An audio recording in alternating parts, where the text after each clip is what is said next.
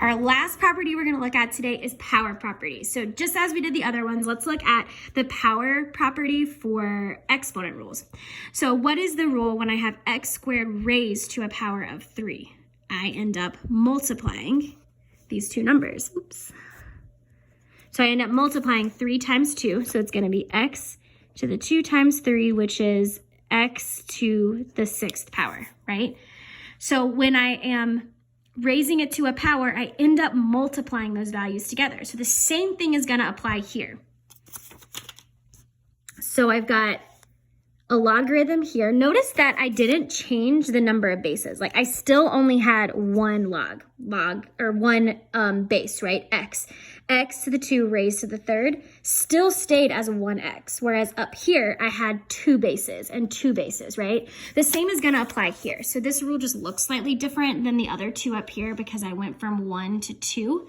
But there is going to be a way that I can simplify this. So if I'm given log base b of m raised to the n, that's that power part, right? It's raised to the power.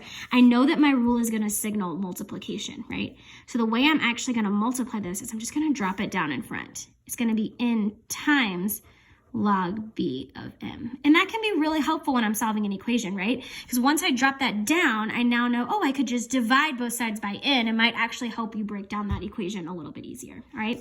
So let's start with the first row of just condensing. So let's look at number 13. So what would I do to condense this? It's already in a single logarithm, but I just want to rewrite it and manipulate it a little bit. Well, instead of multiplying by this 3, that's actually the same thing as saying log 6 to the 3rd power. Okay, and then I can also just go ahead and simplify 6 to the 3rd power down, which is going to be 216. So log 216. Either one of these is fine. I would accept either as your answer. All right, let's do, let's skip 14. I want you guys to try 14, but remember when you raise something to the 1/2 power, what does that mean? See if you remember when I have a fraction in the exponent, what does that mean to do? But I want you guys to try 14 on your own. So let's do 15. All right, so let's see if I have x minus 1 times ln 4, that's the power rule. So I'm going to bring this back up to the exponent.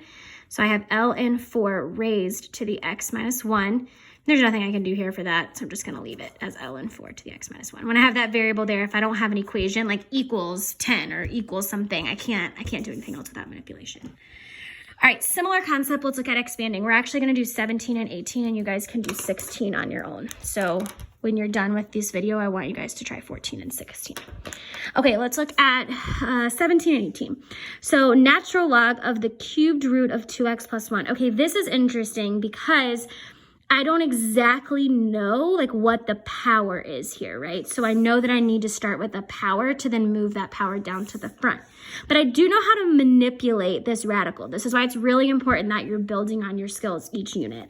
So how could I rewrite 2x plus 1 as an exponent instead of as a radical? Because I don't have a rule for radicals, but I do for exponents, right? Well, I know when I take the cubed root, that's like a fraction in the exponent, right? So this is actually 2x plus 1.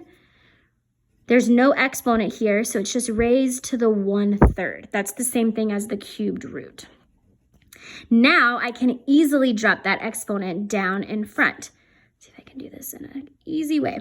It's going to become 1/3 natural log of 2x plus 1. So just that simple act of remembering like, oh, I can just turn that into a fraction is going to make your life so much easier when you go to solve these equations. Just understanding every little detail of manipulation is going to make it such a breeze the rest of pre-calc and in AP Calc next year. And so similarly, let's look at number 18. All right, so log 6 of 1 over 64. Now you could expand this using the quotient property, right? But it doesn't want us to do that. It wants us to use the power property. So similar to where we were here, what is the rule to turn something into a fraction? What is my exponent rule to create a fraction? Well, instead of making the exponent a fraction, I want to make it negative, right? So what could I raise to the negative power to give me 64? Well, I could have 4 to the negative 3. Just double check there and make sure that works. 4 raised to the negative 3. And then I want to turn that into a fraction, and I get 1 over 64. Okay, so 4 to the negative 3 would work.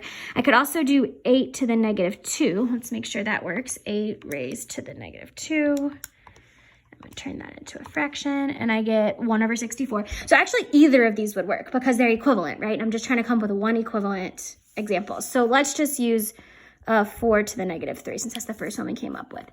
So now I can rewrite 1 over 64 as log 6 of 4 to the negative 3. All right, well, what do I do with my quotient rule? I can bring that to the front. So it's going to be negative 3 log 6 of 4.